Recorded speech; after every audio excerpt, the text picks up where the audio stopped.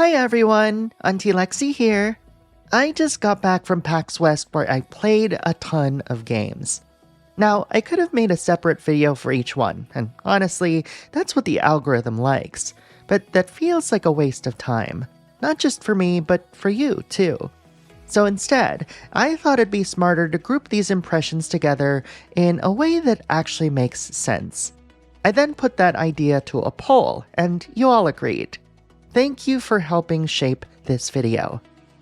As you may have already seen in my YouTube short and TikTok, I shared a look inside Nintendo's super secret meeting room, where I got to play 2 of the 3 games I'll be talking about today. And no, I didn't get to try the pastries there, but that's a story for another time. The 3 games, in the exact order I played them, are Kirby's Air Riders, Hollow Knight Silksong, and Pokémon Legends ZA, all of which were running on the Nintendo Switch 2. One quick note before we dive in. This video was originally supposed to go up last Thursday with only over-the-shoulder Gears of War style footage, which was the only thing Nintendo had approved at the time. Then, literally the night before release, I was sent B-roll to use. Rather than rush it out, I decided to take the extra time to polish things up and spin Silksong off into its own video, especially since it's already out. Keep an eye out for that one very soon. Now let's jump into the games, shall we? I'll admit, dear viewer, I had no idea my Nintendo meeting was in a super secret room. It was so secret that when I asked people where to check in, I just got confused stares. So I lined up with the media on the show floor and played Kirby Air Riders there, only to check my phone afterward and see a formal message from Nintendo asking if I was still interested in meeting with them in their super secret meeting room. Kirby Air Riders is a sequel to Kirby Air Ride, which first launched on the GameCube. I'll confess, I used to dismiss the original as just another Mario Kart variant, but within a few minutes of playing this one, I realized how wrong I was. After a string of tutorials with Masahiro Sakurai's imaginary voice congratulating me, the mechanics started to click. There's drifting and boosting, sure, but boosts feel like slingshots that send Kirby, or whichever character you're using, flying forward. On top of that, each character comes with a built-in weapon that changes up your approach. It all felt surprisingly fresh. The real revelation, though, was City Trial. It's a returning mode, but new to me. You roam around a map, grabbing power-ups and even swapping vehicles before heading into a multiplayer event. It felt chaotic, overwhelming, and thrilling all at once. And it also made me think about Sakurai's design ethos, how he intentionally adds items, randomness, and emergent systems to give beginners a fighting chance. Just like in Smash Bros., the unpredictability levels the playing field, while veterans can still optimize and strategize. Sadly, all of this preparation and tutorial was for naught, and all 4 connected Kirby Air Riders selected different activities. I ended up with drag racing, because, of course, I love drag racing. Alas, I clearly didn't know how to truly play the game, as I wound up in an embarrassingly disadvantaged last place finish. Still, I walked away genuinely impressed. Kirby Air Riders wasn't even on my radar coming into PAX West, but now I'm excited for its release. The game launches November 20th this year, exclusively on Nintendo Switch 2. After waffling around looking for Nintendo's super secret meeting room, I finally found it tucked neatly away from the show floor. And the rest is history. I recorded that YouTube short/TikTok you're probably seeing now. And as I panned across the room, one game instantly grabbed my attention: Hollow Knight Silksong. Like I said before, I'm saving Silksong for its own video, pulling together what I played here and what I have played in the full game.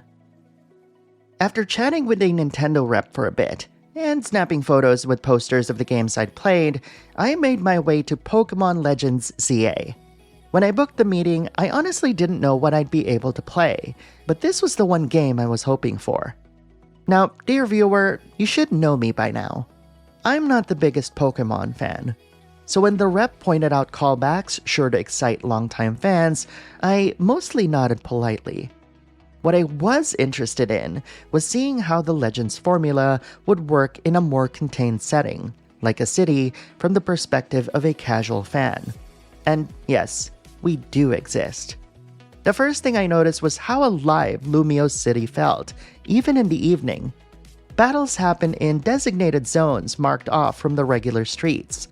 Once inside, everything you could do in Pokémon Legends Arceus is here.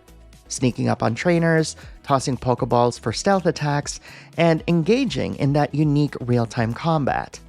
I even told the rep that Arceus is my favorite Pokémon game, and they smiled before guiding me into the real showpiece, a boss fight. This fight introduced two things.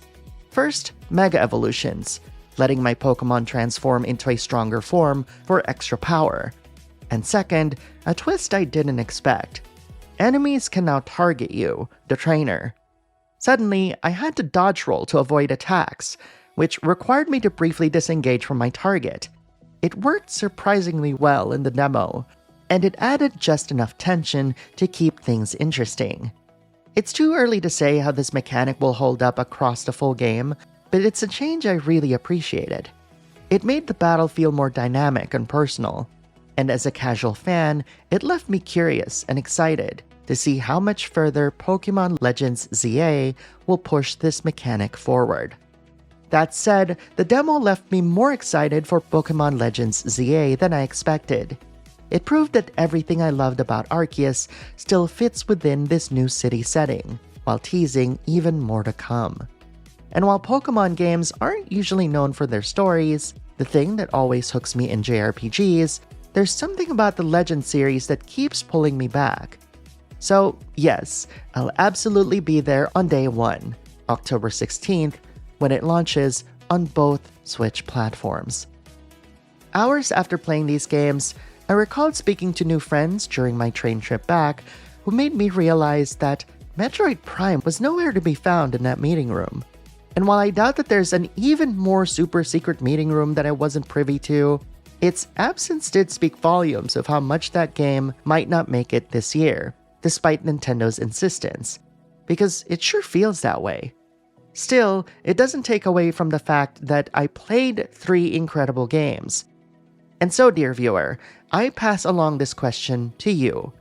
Which of the 3 games are you excited for, and why?